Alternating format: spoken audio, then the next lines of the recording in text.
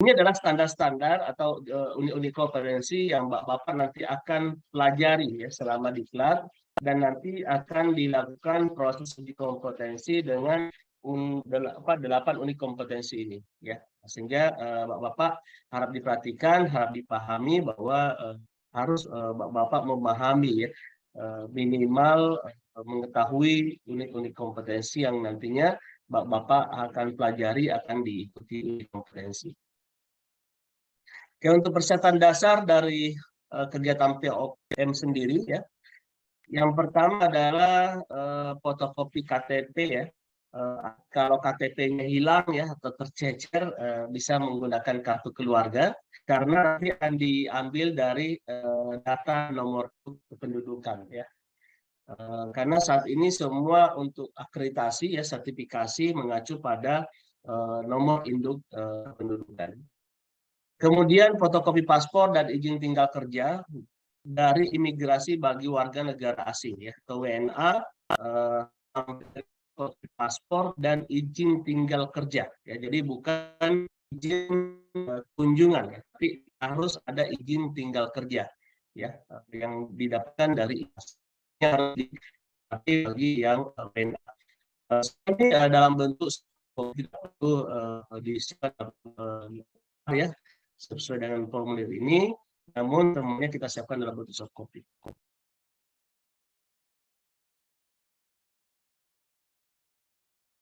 Pengalaman kerja minimal 1 tahun sebagai pengawas operasional pertama, ya, dan melampirkan fotokopi sertifikat kompetensi dan atau kartu pengawas operasional atau KPO. Kalau Bapak ya, misalnya sertifikatnya nggak ada ya, atau tercecer, ya, Bapak bisa melampirkan kartu pengawas operasional atau KPO yang pernah diterbitkan ya, khususnya yang terbit sebelum 2016 ya, 2016 maksimal 2016 dulu ya, diterbitkan bukan BNSP, tetapi yang diterbitkan dari Minerba langsung, dan kita mendapatkan kartu KPO ya. Nah, ini salah satunya. Kalau misalnya sertifikatnya tidak ada, bisa melampirkan sertifikat KPO-nya, tapi kalau sertifikat kartu KPO-nya, kalau kartu KPO-nya cukup melampirkan sertifikat POP.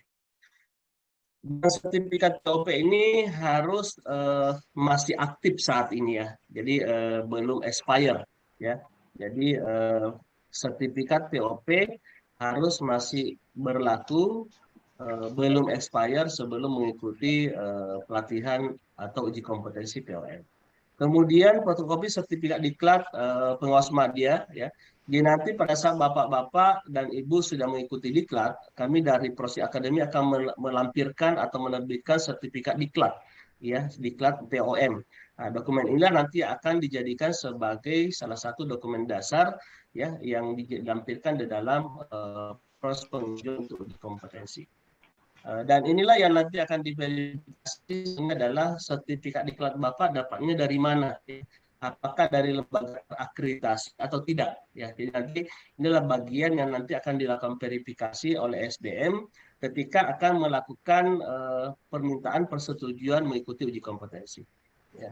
Yang ketujuh adalah pas foto ya, foto ukuran 3x4 yang nanti kami minta menggunakan latar belakang merah ya, kalau bisa berjas, berdasi ya. Jadi kami minta harapannya foto yang terbaik ya, karena nanti foto ini akan kita jadikan sebagai acuan untuk ditempel di sertifikat dan nanti akan ditempel di ID card-nya Bapak Ibu ya. Nah, jadi kalau fotonya bagus ya, juga insya Allah hasilnya akan bagus ya. Jadi harap disiapkan foto yang latar belakang merah dan diusahakan sudah berdasi. Oke, yang kedelapan CP ya, CP ini yang masih aktif, yang update ya, CP yang update dan tersinergi dengan surat keterangan kerja ya, tersinergi dengan surat keterangan kerja untuk CP-nya ya. Oke, kemudian ada yang menanyakan apa bedanya surat keterangan poin 4 sama poin 5 ya. Kalau yang poin 4 ya, surat keterangan pengalaman kerja yang diterbitkan dari HRD ya, ya nanti akan menjelaskan Bapak bekerja sejak tanggal bulan tahun berapa sampai sekarang gitu ya. Itu terkait dengan masa kerjanya Bapak. Nah, kemudian kalau yang nomor 5 ini yang menjelaskan Bapak sudah mengikuti POP itu sudah berapa lama kayak gitu Pak.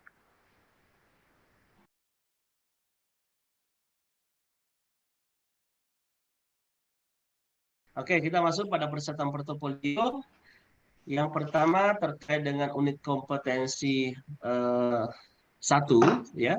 Nanti kami juga akan kirim dokumen APL 1 dan APL 2. Pada unit kompetensi 1 melaksanakan tugas dan tanggung jawab sebagai pengawas operasional.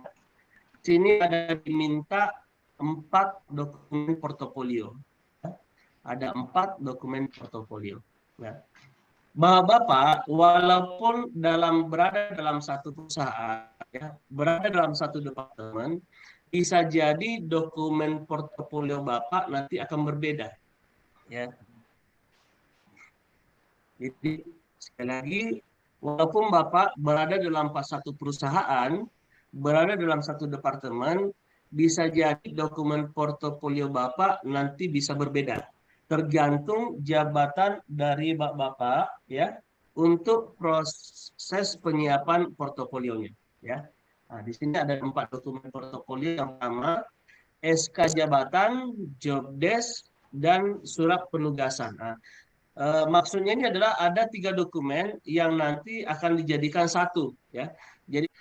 Jadi untuk SK jabatan, job desk dan surat penugasan training ini ya, ini nanti dijadikan dalam satu file ya. Jadi dibuat dalam file PDF ya. Dalam file PDF dijadikan satu file. Di dalamnya ada SK penunjukan ya, ada SK pengangkatan atau SK jabatan. Kemudian ada job desk-nya Bapak ya sebagai jabatan apa dan ada surat penugasan untuk pelatihan. Nah, surat penugasan ini di dalamnya nanti sudah ada tertera Bapak bekerja sejak kapan ya. Dari bekerja sejak misalnya tanggal sekian, bulan sekian, tahun sekian sampai sekarang kan gitu ya. Jabatannya apa, departemennya apa, seperti itu. Ini nanti akan datanya akan dari DHRD. Tapi Bapak harus memiliki data SK pengangkatan jabatan dan job desk. Job desk ini Bapak harus pahami, harus pelajari. Apa job desk-nya Bapak secara fungsional, apa job desk-nya Bapak secara struktural. Karena kadangkala asesor menanyakan juga terkait dengan KPI-nya Bapak ya. Jadi kalau di POM itu lebih banyak nanti akan ditanyakan terkait dengan KPI departemennya sama KPI personalnya ya. Jadi apa KPI personalnya Bapak dan apa KPI departemennya Bapak. Berapa targetnya dan berapa pencapaiannya. Nah, biasanya ini yang ditanyakan ya. Nah, termasuk terkait dengan KPI K3.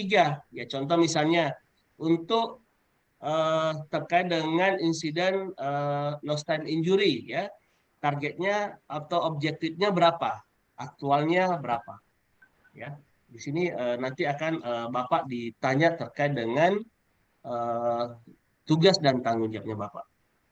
Kemudian di portofolio kedua ada laporan observer inspeksi ya. Jadi salah satu tugasnya Bapak di dalam job desk secara fungsional adalah melakukan inspeksi ulang atas hasil inspeksi yang sudah dilakukan oleh pejabat yang dibawanya Bapak. Contoh misalnya foreman ya atau group leader.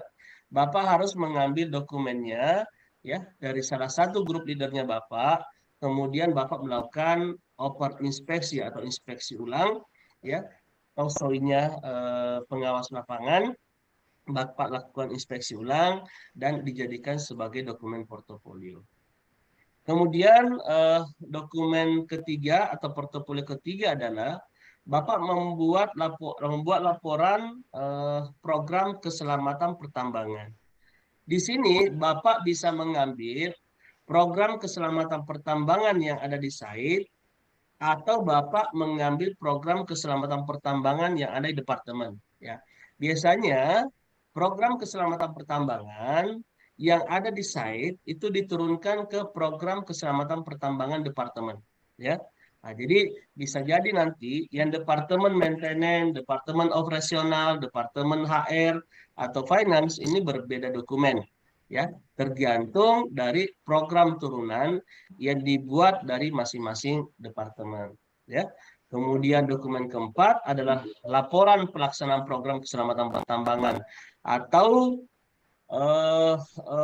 bukti implementasi ya dari program yang sudah dilakukan di atas. Ini contohnya seperti ini Pak ya. Jadi Bapak sebagai pengawas operasional nanti mengambil satu job desk-nya ini hanya contoh aja Pak. Tidak begitu terlihat ya, tapi nanti di perusahaan saya yakin ada. Ambil job desk-nya, lihat apa targetnya, apa KPI-nya, apa wewenangnya, ya apa tanggung jawabnya, ya dan lain-lain. Nah, ini dilihat dan nanti Bapak harus melampirkan satu ya dokumen untuk hal ini ya. Kemudian laporan inspeksi ya, Bapak bisa mengambil SOI yang sudah dilakukan oleh pengawas atau group leadernya Bapak. Bapak lakukan inspeksi ulang lagi, kemudian Bapak menandatangani di situ. Ya. Jadi Bapak mengambil dokumen yang sudah dilakukan inspeksi oleh pengawas, ya. Kemudian Bapak melakukan inspeksi ulang dan ditandatangani. Ya, Bapak sudah melakukan inspeksi ulang. Ya, dokumennya. Kemudian untuk program kerja, Bapak tadi bisa mengambil dari departemen atau bisa mengambil dari RKAB. Ya, nah, kalau Bapak mau ngambil di RKAB secara general silahkan. Yang penting Bapak bisa menjelaskan. Ya, yang penting Bapak bisa menjelaskan. Kalau Bapak tidak bisa menjelaskan terkait dengan program keselamatan pertambangan yang ada di site atau di perusahaan, Bapak cukup mengambil program keselamatan pertambangannya yang ada di departemen. Contoh misalnya, agar tidak terjadi fatality, program keselamatan tambang apa yang Bapak akan lakukan? Ya, nah, jadi seperti itu. Lanjut pada unit kompetensi kedua, ya. Oke, unit kompetensi kedua terkait dengan pengelolaan keselamatan pertambangan. Nah, ini sebanyak ada hubungannya juga dengan yang di unit kompetensi satu tadi terkait dengan membuat laporan atau melaksanakan program keselamatan pertambangan ya. Nah, jadi ini adalah program kerja ya yang Bapak lampirkan terkait dengan apa sih KPI-nya Bapak terkait dengan keselamatan pertambangan ya, atau apa KPI departemen Bapak terkait dengan safety ya. Nah, dari KPI ini Bapak buatkan program kerjanya ya. Kalau Bapak tidak ada program kerja departemen, bisa mengambil program kerja yang ada di site ya atau di HSE. Kemudian yang keenam adalah laporan mengkomunikasikan program keselamatan pertambangan ke seluruh tingkatan pekerja dan manajemen. Program yang Bapak buat, ya, program yang departemennya Bapak buat, bagaimana caranya menyampaikan kepada pekerja, ya, kepada karyawan dan juga ke manajemen. Contoh, kalau dilakukan dalam bentuk safety talk misalnya, gitu ya, kalau dilakukan dalam safety talk, ya berarti ada absensi safety talk-nya. Ya. Nah, jadi contoh kalau mengelola keselamatan pertambangan, ya kalau di RKAB ya itu ada namanya terkait dengan program keselamatan pertambangan apa saja, kemudian anggarannya berapa besar, ya, kemudian waktunya kapan akan dilakukan, ya. Kemudian ada programnya apa, untuk biayanya Pak. Nah, di sini Bapak bisa mengambil juga evaluasinya ya. Jadi evaluasi yang dilakukan secara bulanan ya. Secara bulanan ada evaluasinya. Evaluasi site bisa diambil ya atau evaluasi terkait dengan departemennya Bapak bisa diambil. Contoh misalnya terkait dengan target pelaksanaan SOI. Bapak departemennya melakukan SOI berapa kali sebulan. Pencapaiannya berapa kali ya. Jadi ini diambil dari laporan program keselamatan pertambangan. Terus bagaimana sosialisasinya? Sosialisasinya bisa dilakukan melalui pertemuan K3, bisa dilakukan dengan ceramah, bisa dilakukan dengan presentasi, atau di papan informasi. Data-data ini atau bukti pelaksanaannya atau bukti portofolio yang Bapak bisa ambil, bisa mengambil dari absensi pertemuan atau notulen pertemuan yang membahas terkait dengan program sosialisasi keselamatan pertambangan, ya, atau sosialisasi program keselamatan pertambangan. Ya, jadi di dalam unit kompetensi ini ada 2 dokumen portofolio yang diminta, bukti program kerjanya, kemudian bukti sosialisasi program keselamatan pertambangannya. Bisa dalam bentuk notulen meeting, bisa dalam bentuk absensi safety talk, ya. Tapi kalau Bapak sudah levelnya untuk POM, seharusnya sudah mengambil dan terlibat dalam notulen meeting seperti itu. Kita masuk pada unit kompetensi ketiga, ya. Di sini menjelaskan terkait dengan pengelolaan lingkungan, perlindungan lingkungan pertambangan. Yang diminta di sini adalah laporan membuat program pengelolaan lingkungan pertambangan, ya. Kemudian laporan mengkomunikasikan program pengelolaan lingkungan pertambangan, dan laporan melaksanakan program pengelolaan lingkungan pertambangan. Jadi ada 3 poin, ya: programnya, bukti sosialisasinya, dan bukti implementasinya. Ya, oke. Ini contoh misalnya nih, programnya adalah ini. Ya, di sini adalah contoh program pengelolaan dan pemantauan lingkungan untuk di lokasi pertambangan mengenai pengelolaan kualitas air, ya, pengelolaan udara dan lain-lain. Pak, bagaimana kalau yang di apa namanya di maintenance? Oh, bisa mengambil pengelolaan terkait dengan limbah B3, ya, misalkan, atau terkait dengan pengolahan B3-nya. Nah, intinya terkait dengan pengelolaan lingkungan pertambangan, ya. Nah, jadi ada program yang Bapak buat, rencananya kapan, realisasinya kapan. Kemudian sosialisasinya sama, yang dibutuhkan adalah notulen meeting atau absensi safety talk atau absensi safety meeting, ya, atau yang lainnya. Bentuk dokumentasi yang Bapak buat atau Bapak siapkan sebagai bukti pelaksanaan sosialisasi.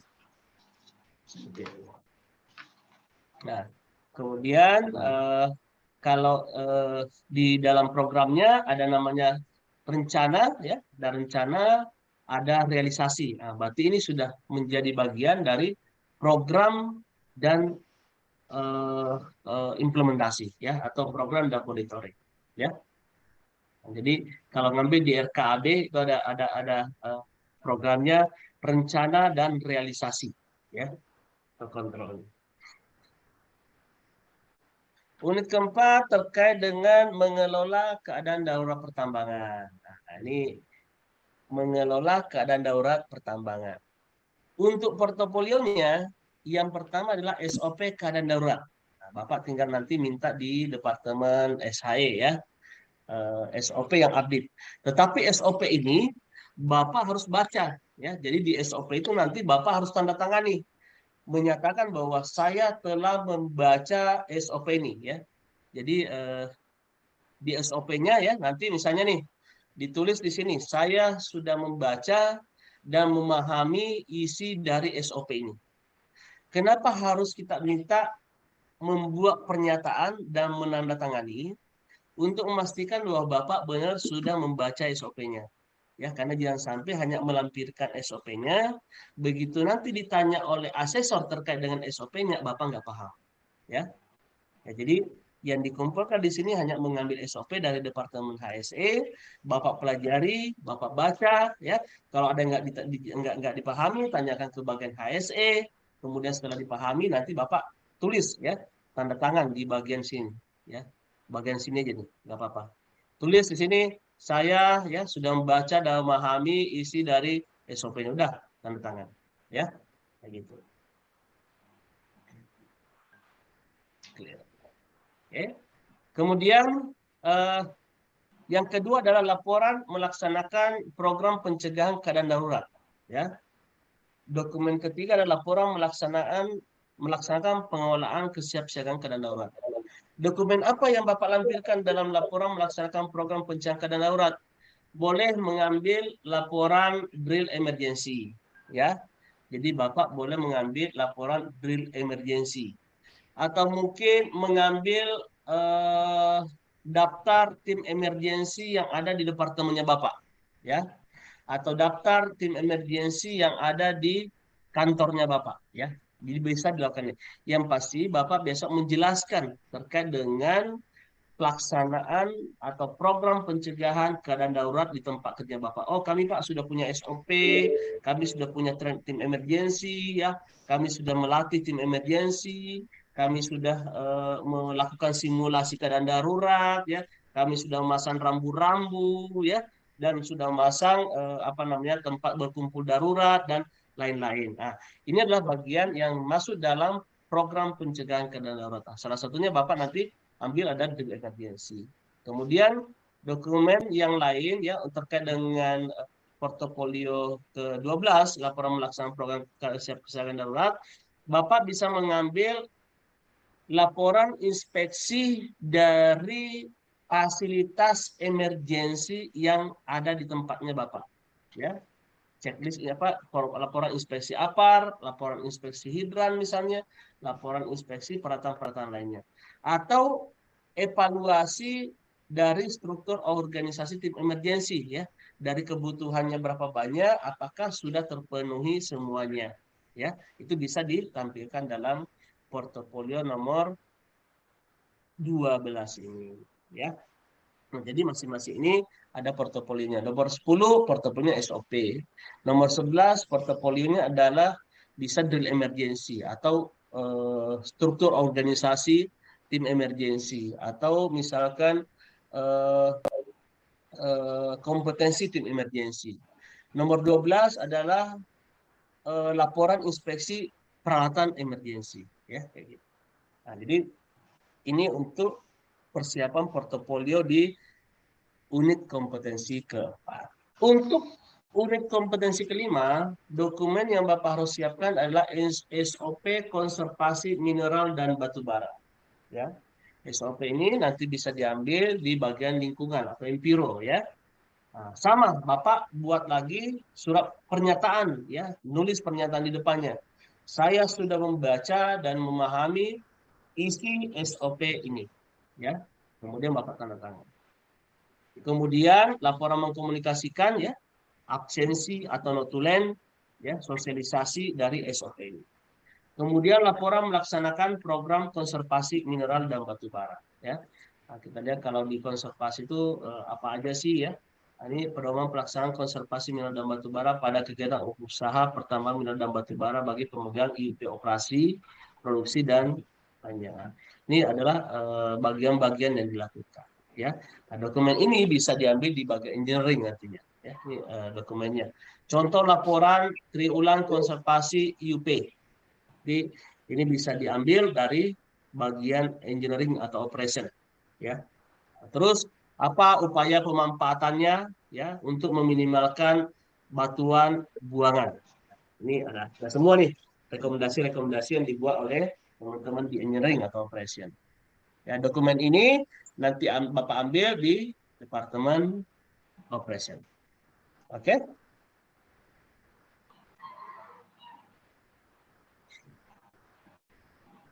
Oke, Pak. Terkait dengan unit kompetensi 5 mengenai konservasi mineral batu bara, Bapak tinggal ambil laporannya, dipelajari maksudnya seperti apa. Penjelasan dalam diklatnya nanti akan dibahas pada saat sesi diklat. Ada materi khusus nantinya. Tapi untuk penyiapan dokumen portofolio yang Bapak-Bapak harus siapkan adalah 3 dokumen ini untuk membackup kompetensi Bapak di bagian konservasi minerba. Oke, kita masuk pada unit kompetensi ke-6 mengenai kadar teknik pertambangan mineral dan batu bara. Dokumen portofolio 16 yang diminta adalah program perencanaan kaidah teknik pertambangan. Yang kedua adalah laporan mengkomunikasikan.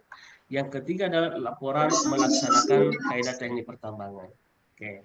Kita pahami dulu apa sih kaidah teknik pertambangan. Nah, ruang lingkup dari kaidah teknik pertambangan yaitu membahas terkait dengan eksplorasi, studi kelayakan, konstruksi, pengujian alat pertambangan atau komisioning, pemanfaatan teknologi, kemampuan rekayasa, rancang bangun, pengembangan dan penerapan teknologi pertambangan, pemasangan tanda batas, penambangan, pengolahan dan atau pemurnian, pengangkutan dan pengelolaan teknis pasca tambang. Nah, berarti kalau diminta di sini adalah program perencanaan kegiatan di pertambangan, berarti Bapak bisa menyesuaikan dengan departemennya Bapak. Kalau Bapak di bagian eksplorasi, berarti program terkait dengan eksplorasi, ya terkait dengan KPI-nya eksplorasi. Di eksplorasi itu apa KPI-nya? Kemudian terkait dengan studi kelayakan, ya apa namanya program terkait dengan studi kelayakan. Konstruksi ya, kalau mau melakukan pembangunan konstruksi berarti program pembangunan konstruksinya ya. Berarti program desain pembangunan konstruksinya, sosialisasinya dan progresnya yang dilampirkan ya. Kemudian kalau yang terkait dengan peralatan pertambangan berarti bisa jadi teman-teman di maintenance adalah rencana servis unit atau alat pertambangan ya, rencana servis atau maintenance alat pertambangan.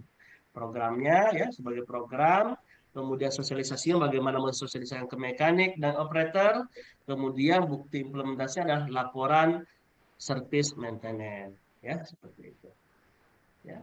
Kemudian terkait dengan komunikasinya ini yang diambil dokumennya ya, apakah melalui meeting atau safety talk atau email ya untuk mensosialisasikan program di atas ya. Kemudian yang ketiga adalah laporan pelaksanaan atau implementasinya.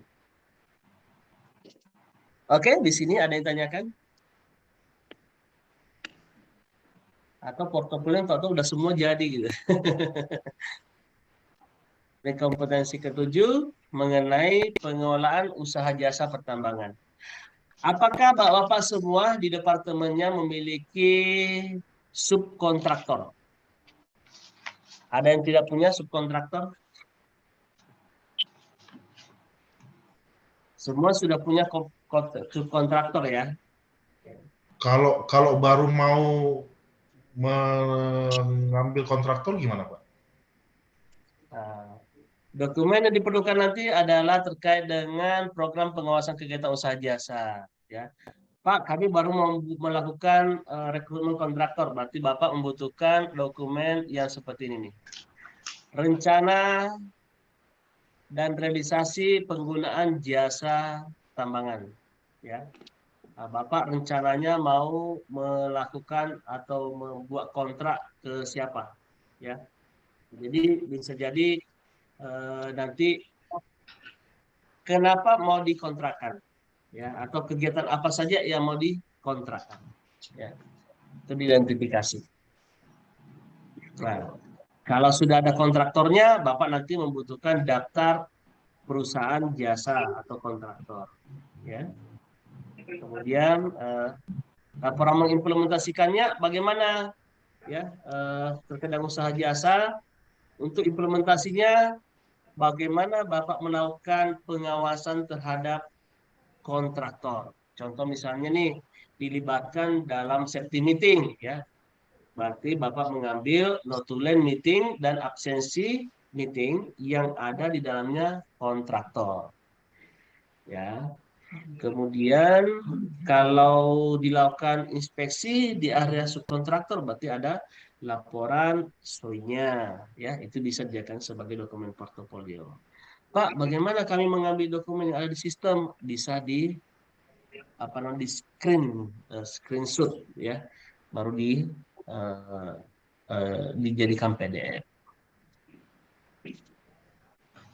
Oke, kemudian laporan mengimplementasikan ya bisa mengambil dari inspeksi yang dilakukan ke kontraktor, bisa dilakukan dengan melibatkan kontraktor dalam pertemuan, bisa mengikutkan misalnya hasil MCU-nya kontraktor harus dilakukan atau mungkin indaksannya kontraktor ya implementasi program.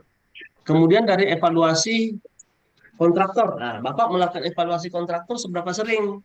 Ya, misalnya 6 bulanan. 6 bulan itu kan evaluasi apakah kontraktor ini masih performan atau tidak, yang gitu kan?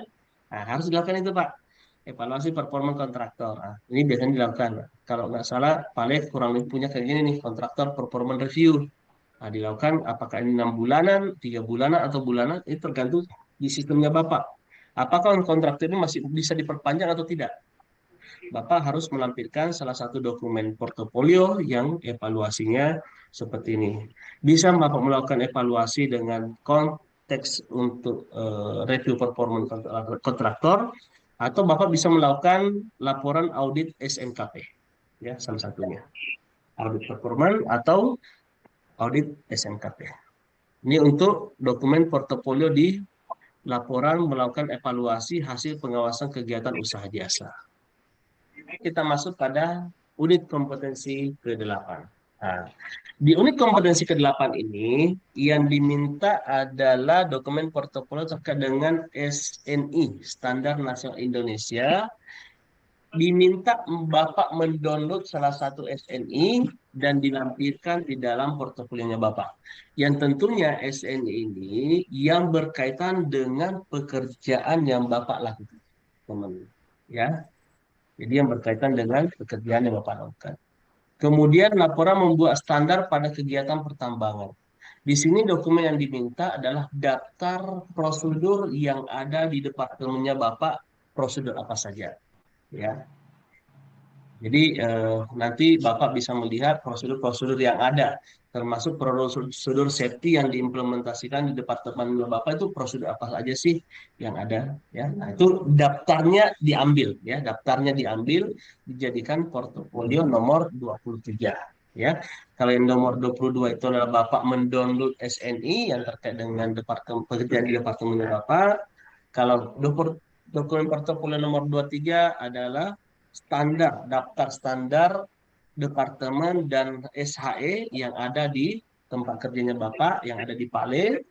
Yang ke-24 adalah laporan penerapan standar pada kegiatan pertambangan mineral dan batu bara. Nah, contoh misalnya nih, Bapak mendownload atau melampirkan SNI terkait dengan rambu-rambu di jalan area pertambangan, gitu ya. Nah, Bapak lampirkan SNI rambu-rambu di area jalan pertambangan. Oke. Kemudian Bapak mengambil lagi eh, daftar standar yang ada digunakan, ya, daftar SOP yang dari Departemen Safety, daftar SOP yang ada departemennya Bapak, itulah nanti dijadikan sebagai dokumen portofolio berikutnya. Kemudian, tadi karena Bapak melampirkan dokumen SNI yang terkait dengan rambu-rambu atau terkait dengan jalan, Bapak bisa melampirkan foto atau dokumentasi, ya, implementasi dari SNI yang ada di tempat kerjanya Bapak. Ya, contoh misalnya terkait dengan rambu-rambu, diambil aja foto dengan jalan. Oh, ini adalah bukti dokumentasi yang Bapak nanti akan jelaskan bahwa Pak, standar rambu di tempat kerja kami itu adalah seperti ini, seperti ini. Ya, sudah sesuai dengan SNI yang sudah diberlakukan, nomor SNI nomor sekian. Nah, Bapak tinggal mengambil foto aja. Ya, yang pasti yang Bapak harus pahami adalah kembali di SNI ini Bapak harus baca, ya, SNI-nya Bapak harus baca. Bapak buat pernyataan lagi di sini bahwa saya sudah membaca dan memahami SNI ini, tanda tangan, kayak gitu, ya. Jadi kalau Bapak sudah tanda tangan berarti Bapak sudah membaca SOP atau standar yang Bapak lampirkan di dalam dokumen portofolio Bapak. Oke, jadi sampai di unit kompetensi 8 ada yang ditanyakan?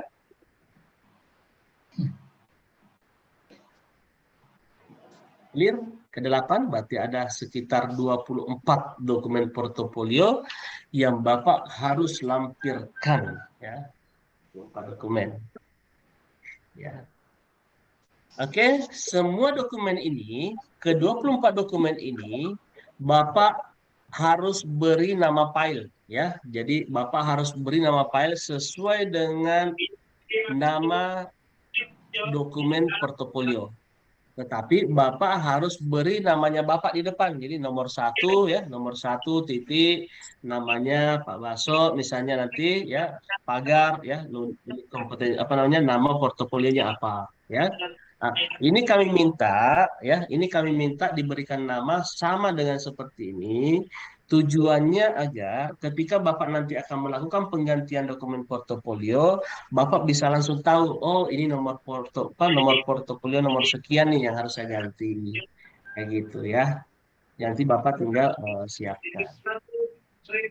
Semua dokumen portofolio ini Bapak siapkan dan semuanya harus diberi nama di bagian depannya, ya. Semua diberikan nama di bagian depannya.